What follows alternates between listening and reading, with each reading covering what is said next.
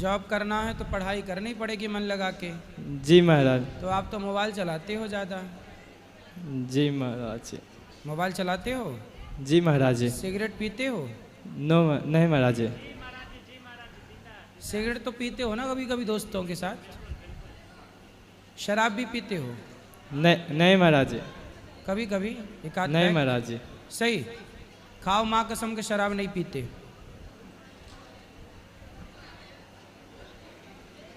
पीते हो ना? झूठ क्यों बोल रहे हो कि नहीं पीते? किसके साथ पीते हो, सच बताओ। दोस्तों के। कितने दोस्त हैं आपके? गांव में। कितने दोस्त हैं? 2, 4, 10, 20? कितने दोस्त हैं? 5। 5। तो पांचों के साथ शराब पीते हो। पैसा कौन खर्च करता है? दोस्त। दोस्त लोग। मतलब आपको फोकट की पिलाते हैं। जी महाराज जी। कौन सी पीते हो?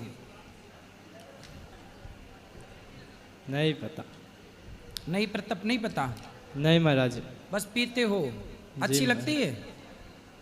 नहीं कैसी महाराज। लगती है? स्वाद कैसा लगता है? मीठी, खट्टी, कैसी? कसीली कैसी है? कितनी उम्र है आपकी? 18। 18 साल के हो और शराब पीने लग गए, सिगरेट पीने लग गए, बहन बेटियों को गलत नज़र से देखने लग गए। बेटा, जिन दोस्तों के साथ आप शराब पीते हो वो दोस्त हैं आपके कि दुश्मन हैं? दोस्त। दोस्त हैं। जी महाराज। जो आपको शराब पिला रहे हैं, आपको गलत रास्ते पर ले जा रहे हैं, वो आपके दोस्त हैं? नहीं महाराज। कौन है वो? दुश्मन। दोस्त वो होते हैं जो हमें गलत रास्ते से निकालकर सही रास्ते पर ले चलते हैं। वो व्यक्ति कभी दोस्त नहीं हो सकता जो हमें शराब पिलाए, हमें सिगरेट पिलाए, हमसे गलत काम करवाए। वो दोस्त नहीं है भाई, वो दुश्मन है। दोस्त हम आपके हैं जो आपको हर गलत काम करने से रोक रहे हैं कि ये गलत है। बेटा, आपके भविष्य के लिए बहुत गलत है। आपका भविष्य खतरे में है। शराब पीना सही है बेटा? नहीं महाराज। ये उम्र पढ़ने की है बेटा। पढ़ाई करो, मन लगा के नाम कमाओ, इज्जत कमाओ, पैसे कमाओ, राष्ट्र की सेवा करो, समाज की सेवा करो। आप पैसे कमाओगे तो आपके कारण 4 लोगों की गरीबी दूर कर सकते हो आप अपने मेहनत के बल पर। और आप ही यदि शराब पियोगे तो आप खुद का रास्ता भटक जाओगे, दूसरों को क्या रास्ता दिखाओगे? बताओ, आप जिस रास्ते पर चल रहे हैं वो रास्ता सही है कि गलत है? गलत। गलत है ना? सही रास्ता बताओ क्या है? पढ़ाई लिखाई करना। पढ़ाई करना, समाज की सेवा करो। शराब पीने वाला हर व्यक्ति सही होता है कि गलत होता है? गलत होता। तो आप सही हैं कि गलत हैं? गलत। तो अब सही बनोगे ना? हाँ। पक्का? पक्का। बेटा, आपसे बड़ी उम्मीद है आपके माँ बाप की। खूब पैसे कमाओ, समाज की सेवा करो, अच्छे काम करो ना, किसी को भोजन कराओ, किसी प्यासे को पानी पिलवाओ। पैसे का ये भी उपयोग है। शराब पीना, गलत काम करना, ये तो बेटा आपकी ज़िंदगी ख़त्म कर देगी शराब। बॉलीवुड के लोग तो शराब बेच रहे हैं, आप लोग पियो इसलिए, वरना बॉलीवुड के लोग खुद शराब का प्रचार कर रहे हैं। शराब अच्छी होती तो बोतल के नीचे क्यों लिखा होता कि शराब पीना स्वास्थ्य के लिए हानिकारक है? बॉलीवुड के लोग तो चाहते हैं कि आप बर्बाद हो जाओ। वो तो आपके पिता माता और हम लोग चाहते हैं कि आप देश की तरक्की करो, पैसा कमाओ, नाम रोशन करो। आपका भला भी तो नहीं सोच सकते ना सब लोग? आपका भला कौन कौन सोचता है बताओ? माता पिता। हम सोच रहे हैं कि नहीं आपका भला? जी महाराज जी। बॉलीवुड सोच रहा है आपका भला? नहीं महाराज जी। इसलिए आज युवाओं का सबसे बड़ा दुश्मन कोई है तो बॉलीवुड है। आज युवा लोग, ये देखो ये लड़का शराब पीने लग गया, क्यों? क्योंकि ये पिक्चरें देखता है कि यार वो हीरो शराब पी रहा है तो अपन पीने में क्या, अपने को पीने में क्या दिक्कत है? क्यों? बात सही है कि गलत है? जी महाराज। पिक्चरों में शराब के सीन देखते हो कि नहीं? जी। उसी से प्रेरणा लेते हो ना पीने की? जी। मतलब आप लोगों को, आज के युवाओं को बिगाड़ने वाली कौन है? बॉलीवुड बिगाड़ रही है। ये देखो उसका एक जीता जागता उदाहरण 18 साल का लड़का, जिसकी सामने पूरी जिंदगी पड़ी है आगे काम करने के लिए, तरक्की करने के लिए, राष्ट्र की सेवा करने के लिए। यही लड़का आगे चल के विधायक बन सकता है, सांसद बन सकता है, मुख्यमंत्री बन सकता है, प्रधानमंत्री बन सकता है, राष्ट्रपति बन सकता है। लेकिन आज 18 साल की उम्र में खड़ा होकर ये शराबी बनने चला। क्यों? क्योंकि बॉलीवुड से जुड़ गया। बेटा आप बहुत काम कर सकते हो देश के लिए, है ना? अपने माँ बाप के सपने साकार करो बेटा। शराब पीने से आपका कोई भला नहीं है। पक्का बात उसे करोगे तो सारी जिंदगी झंडे ही उठाते रहोगे पार्टियों के। खुद के बल पर करना होगा।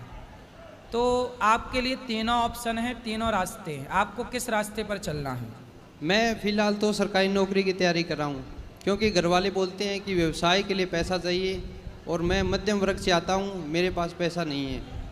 तो यदि अच्छा ये बताओ, व्यवसाय के लिए, व्यापार के लिए पैसा चाहिए कि दिमाग चाहिए? आप दिमाग चाहिए। तो आपके पास दिमाग है? हाँ दिमाग है। हम तो मेरा फिर जब दिमाग है तो ये क्यों कहते हो कि पैसा नहीं है? अरे दिमाग है तो पैसा भी होगा और दिमाग है तो बिजनेस भी होगा। आज जितने सफल बिजनेसमैन हैं उन्होंने बिजनेस को शुरुआती दौर पे बहुत पैसा नहीं लगाया। 1 रुपए से भी बिजनेस हो सकता है, 100 रुपए से भी बिजनेस हो सकता है, 1000 रुपए से भी आप बिजनेस कर सकते हो। करने वाला 100 रुपए से करके करोड़ों पे ले जाके खड़ा कर सकता है करने वाला, और नहीं करने वाला करोड़ों से शुरू करेगा तो 100 रुपए में लाके खड़ा कर देगा। इसलिए ये मत कहो कि बिजनेस के लिए पैसा चाहिए। मेरा मन कहता है, मेरी बुद्धि कहती है कि बिजनेस के लिए पैसा बाद में, दिमाग पहले चाहिए। दिमाग है तो नथिंग इज इम्पॉसिबल। गुरुदेव जी मैंने व्यवसाय का भी ट्राई किया था। मेरा यूट्यूब पे चैनल भी है, प्ले स्टोर पे ऐप भी है। तो 2-3 साल मैंने ट्राई किया, उसमें सक्सेस नहीं मिली। तो फिर मैं वापस सरकारी नौकरी। यूट्यूब पे ट्राई किया, हाँ। और कुछ ट्राई क्यों नहीं करते? हल्दीराम ने कहाँ ट्राई किया? यूट्यूब पे ट्राई किया था। नहीं। हाजमौला वाले ने यूट्यूब पे ट्राई किया था। नहीं। और आप यूट्यूब पे करके हार गए। भाई हल्दीराम हजारों करोड़ की कंपनी है, हाजमौला हजारों करोड़ की कंपनी है। 1 रुपया की 4 गोलियां बेचता है हाजमौला। कितना महंगाई का जमाना, पर उसकी गोलियों के रेट जस के तस है। और देखो आज तो काम तो बेटा चवन्नी से किया जा सकता है। इसलिए आप यूट्यूब पे यूट्यूबर बनना चाहते थे, चलो, लेकिन आपके पास बहुत सारा उद्योग है, काम करने के रास्ते हैं। एक दरवाज़ा नहीं खुला, कोई बात नहीं, दूसरा ट्राई करो, तीसरा ट्राई करो, चौथा ट्राई। हजारों रास्ते हैं हमारे पास आगे बढ़ने के, सक्सेस होने के। क्योंकि मेरी एजुकेशन क्वालिफिकेशन है BSc B.Ed, तो यूट्यूब पे भी मैंने पढ़ाने मतलब एज ए टीचर शुरुआत किया था। फिर नहीं पढ़ा पाए? नहीं, मैं डिफेंस से रिलेटेड, क्योंकि मेरा अगला प्रश्न यही है कि 2018 में इंडियन नेवी में मेरा सिलेक्शन हुआ था, लेकिन फाइनल मेडिकल में अनफिट की वजह से बाहर कर दिया। कोई बात नहीं, बाहर कर दिया तो परेशान मत होइए। हाथ में फ्रैक्चर हो गया था। आपका और बेहतर भविष्य है। आप नौकरी करोगे तो 50,000 रुपये महीना कमाओगे, 1 लाख कमाओगे। लेकिन आप अपना दिमाग लगाओ, बिजनेस करो तो 10 लाख रुपए महीना भी कमाया जा सकता है। इसलिए जीवन में हार नहीं माननी चाहिए। चुनौतियां हैं, सामना करो। एक जगह से नहीं सिलेक्शन हुआ, दूसरा ट्राई करो, उससे बेहतर है। ईश्वर शायद आपको और बेहतर देना चाह रहे हैं, आप समझ नहीं पा रहे हैं ईश्वर के सारे को। और भविष्य को लेकर बहुत चिंता हो रही है कि नौकरी मिलेगी या नहीं, आगे फिर क्या नौकरी, फिर नौकरी। अब ना बोलना दोबारा नौकरी। बिजनेस करो, व्यापार करो। नौकर क्यों बनना है भाई? ये बताओ, नौकर बड़ा होता है कि मालिक? मालिक। तो नौकर क्यों बनना है? मालिक बनो ना, नौकरियां देने वाला बनो। लेना क्यों है भाई? कॉन्फिडेंस नहीं है। अरे बढ़ाओ, कॉन्फिडेंस बढ़ाओ। घर वाले भी सपोर्ट नहीं करे, घर वाले बोले सरकारी नौकरी। हम आपका सपोर्ट कर रहे हैं, हम आपको कॉन्फिडेंस दे रहे हैं। हाँ। कि आप सफल हो सकते हैं। कोशिश करने वालों की कभी हार नहीं होती। फिर गिर के खड़ा होना सीखो। बच्चा चलता है तो बार बार गिरता है, फिर खड़ा होता है। यदि वो गिरे ना तो चलना ना सीखे। इसलिए बेटा घर वालों ने पाल पोस के बड़ा कर दिया, अब घर वालों को फ्री करो। आप अपनी जिम्मेदारी खुद लो, आपकी जिम्मेदारी कोई ना लेगा। सफल बनना है, हम कहते हैं सब्जी के ठेला से शुरू करो, सब्जी की दुकान लगाने से शुरू करो। सब्जी की दुकान लगाने वाला भी आज 20-25 हज़ार रुपये महीना कमा रहा है। बोलो हाँ। यस। नहीं कमा रहा? यस, कमा रहा है। फिर उस पैसे से आप और बेहतर कर सकते हैं, उस पैसे से और बेहतर कर सकते हैं। सब्जी बेचने वाले लोग भारत में सब्जी बेचते थे, किलो 2 किलो टमाटर से शुरू किया था, आज कंटेनरों में भर भर के टमाटर अमेरिका लंदन जा रहा है। करने वाले ये भी कर रहे हैं। सब्जी का व्यापार विदेशों में कर रहे हैं, वो करोड़ों का टर्नओवर है उनका। और तुम बोल रहे हो कि नहीं जी, आजकल हमारे युवा ने गलती कर दी। आप जैसे युवा क्या करते हैं, आप लोग बोलते हैं नहीं जी हम नौकरी तो कर लेंगे पर सब्जी नहीं बेचेंगे। अरे नौकरी करने वाला 20 कमाता है तो सब्जी बेचने वाला 50 कमाता है। आपने काम को सम्मान नहीं किया, आपने बोला ये काम छोटा है। अरे साहब, काम कोई छोटा बड़ा नहीं होता। आपके काम से जिस दिन आप काम का सम्मान करने लग जाओगे ना, वही काम आपको बहुत बड़ा बना देगा। काम को आप बड़ा करो, काम आपको बड़ा करेगा। घर में वैसे पैसे की दिक्कत नहीं है, मेरे पापा भी बिजनेस में मतलब काम कर रहे हैं ट्रांसपोर्ट में, और मेरा छोटा भाई है वो 2 साल छोटा है, वो इंजीनियर है, तो पैसे की दिक्कत नहीं है। इसलिए घर वालों ने मुझे 2 साल के लिए दिल्ली भेजा है यूपीएससी तैयारी करने के लिए। ठीक है, अच्छा है, इससे और अच्छा है, दिमाग बढ़ेगा आपका। चलो अब सबको थोड़ा थोड़ा मौका दो, बोलो जल्दी। और मैं वृंदावन आया हूँ, ये घर वालों को भी पता नहीं है। फिर भाग के आ गए? नहीं, दिल्ली रह रहा हूँ ना मैं। अच्छा, दिल्ली से 3 घंटे का रास्ता है, 3 दिन से वृंदावन में रह रहा हूँ मैं। सही है, आते रहा करो। अब आते रहेंगे। अभी ये लास्ट सितंबर में मेरा एक सरकारी गवर्नमेंट जॉब का एग्ज़ाम भी है राजस्थान में, 50,000 भर्ती है, वो ट्राई कर रहे हैं। कर लो, ट्राई करने में बुराई नहीं है, ट्राई करने में बुराई नहीं है। सिलेक्शन नहीं हुआ तो अनुभव तो मिलेगा। हम ये सोच रहे हैं जरूरी नहीं है कि सफलताएं मिले, कई बार असफलता भी सफलता के दरवाजे खोल दिया करती है। यदि सितंबर वाले एग्जाम क्लियर हो जाता है तो वो ज्वाइन नहीं करेंगे और बिजनेस शुरुआत करेंगे। जो जितना हारता है उसके जीतने की संभावनाएं उतनी बढ़ जाती हैं। ये बात सही है कि नहीं?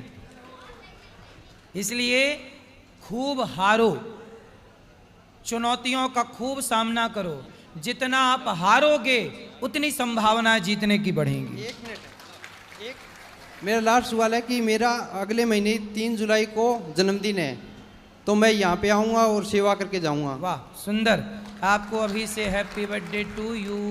नहीं, हम यहाँ पे आएंगे 3 जुलाई को, आपसे मिलेंगे। जन्मदिन की एडवांस में महीना भर पहले से शुभकामनाएं। महाराज जी को सादर प्रणाम जी। मैं लखीमपुर खीरी से आया हूँ, मेरा नाम आयुष शुक्ला शुभम है। गुरुजी, मैं राजनीति में काफ़ी हमारे अंदर रुचि है और मैंने गौ माता को राष्ट्रमाता घोषित करने के लिए कई बार आवाज़ उठाई। वाह, फिर आपको नेता जरूर बनना चाहिए। और भारतीय हिंदू परिषद से गौरक्षा दल का कार्यकर्ता भी हूँ छोटा। और अच्छा, आपको नेता इसलिए बनना चाहिए कि आप नेता बनोगे तो गौ माता की बात रखोगे। जी गुरुजी, अगर देखा जाए तो हमारे पिताजी को आसपास के जो लोग हैं, हमको अगर मैं किसी नेता या मंत्री से मिलना चाहता हूँ, अपना प्रस्ताव, अपनी बात रखना चाहता हूँ, तो वो लोग जो सलाह देते हैं कि बेटा ऐसी जगह तुम जाओ, और फिर हमको पीछे खींचने के लिए लगे रहते हैं। वो उनकी साजिश रहती है कि इसको आगे ना पहुंचाया जाए, और लेकिन हम पे वो कहते हैं और हमको आगे जाने नहीं देते हैं। यही तो राजनीति है, यही राजनीति का पाठ 1 है, लेसन 1। और गुरुजी, युवा साथियों के लिए 2 मिनट का समय लेता हूँ कविता के लिए। कहो। कि मौजों के हैं हम साहिल, कि मौजों के हैं हम साहिल, खुशियों के आनंद हैं हम, आगेश में शेखर हम हैं, ज्ञान विवेकानंद हैं हम, दयानंद के 4 वेद हैं और कृष्ण की गीता हैं, पतिवर्ती सावित्री नारी और यहाँ की सीता हैं, आशा पकड़ कर श्री राम का लवकुश भी। अपने गौ माता और अपने समाज, अपने राष्ट्र की बात उठाएं। बहुत बढ़िया। अच्छा, आपको नेता जरूर बनना चाहिए। गुरु जी को सादर प्रणाम। भगवान सुखी। जब नेता बन जाना तो हमें ना भूल जाना। नहीं गुरु जी, जरूर मिलेंगे। आना फिर नेता बन के। जी राधे राधे गुरुजी। हाँ जी, बैठ। मैं इंदौर से आई हूँ। इंदौर? हाँ जी, बताओ। मध्य प्रदेश। गुरुजी, मेरी जो सासू माँ है वो आपके अन्यन भक्त हैं, आप उन्हें एक बार एक बार उन्हें राधे राधे कह दीजिए। आपकी सासू माँ को? हाँ जी। बिल्कुल, आपकी सास को राधे राधे। और गुरुजी मेरी माताजी का स्वर्गवास 8 साल पहले हो गया था, तो मेरी 2 ही माताओं के लिए, मेरी सासू माँ और मेरी माताजी के लिए माँ वाला भजन प्लीज़ आपके श्रीमुख से सुनना चाहती हूँ मैं। कौन सा वाला? माँ वाला आप गाते ना, तू कितनी अच्छी है वाला। तो अभी सुना है कि कथा हाँ में सुना बस है? बस 2 मिनट, फिर मैं एक क्वेश्चन कर लूँगा। तू कितनी अच्छी है, तू कितनी भोली है, प्यारी प्यारी है ओ माँ, ओ माँ, ओ माँ, प्यारी माँ। धन्यवाद गुरुजी। और एक मेरा प्रश्न था कि जब श्री कृष्ण जी गए थे तो राधा जी को अपनी बांसुरी क्यों दे गए थे?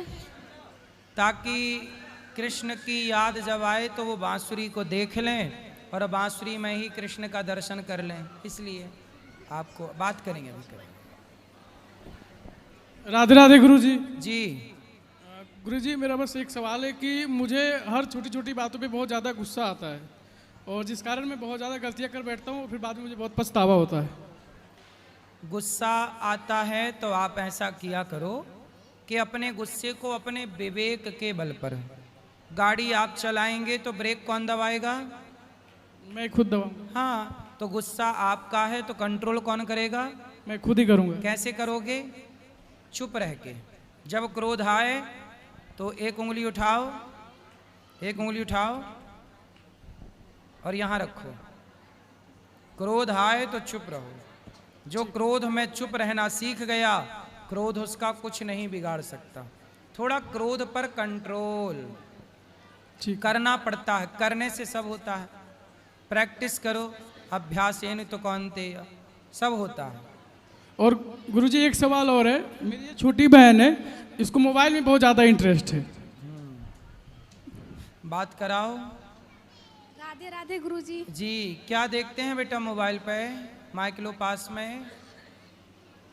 क्या देखना पसंद है आपको मोबाइल मैं पर? तो कार्टून देखती हूँ कार्टून। और शॉर्ट्स, तो कार्टून रील वगैरह। शॉर्ट्स क्या हो, किसके शॉर्ट्स देखती हो? जो भी आता है मैं वो देख लेती हूँ। जो भी आ गया, खिचड़ी सब आ गई, सब देख लिया।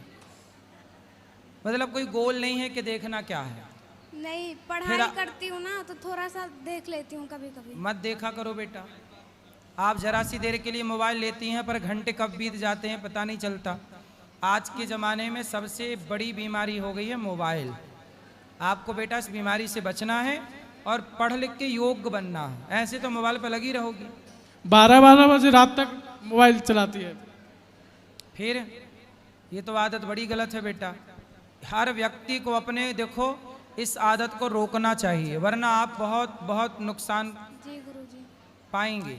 चलो अब नहीं चलाना, मतलब की चीज़ देखो। मोबाइल में कथा सुना करो, कुछ गाने सुन लिया करो, लता जी के, रफ़ी जी के, है ना, कुछ बढ़िया चीज़ देख लो। चलो वहाँ ले जाओ, वो भैया चंदन लगाए बैठे, बैठो, सब बैठे रहो, खड़े हो जाओ, सब बैठो। आइए, आएंगे आशा रख पगले। बोलो राजा रामचंद्र की। हाँ जी गुरुजी आपके चरणों में कोटि कोटि प्रणाम जी। मैं छत्तीसगढ़ राजनांदगांव से हूँ, मोहित यादव नाम है मेरा। एक ही प्रश्न है, मैं अभी शहर में रहता हूँ, गांव में मेरा गृहग्राम है, मेरा माता पिता भाई मतलब कोई नहीं ब्लड रिलेशन। मैं हूँ, मेरे 3 पुत्री हैं, पति पत्नी बस हो गए। मेरा कुल देवी देवता गृहग्राम में है, उसको मैं शहर में शिफ्ट करना चाहता हूँ। सही है, कर लो। तो विधि विधान उसके लिए जाके प्रणाम करना, प्रार्थना करना कि प्रभु अब आप वहाँ चलिए, दास का निवास वहाँ, वहीं विराजिए, ऐसी प्रार्थना करके ले और मैं आना। सभी भाइयों थोड़ी से वहाँ की माटी, थोड़ी वहाँ की रज लेके आना।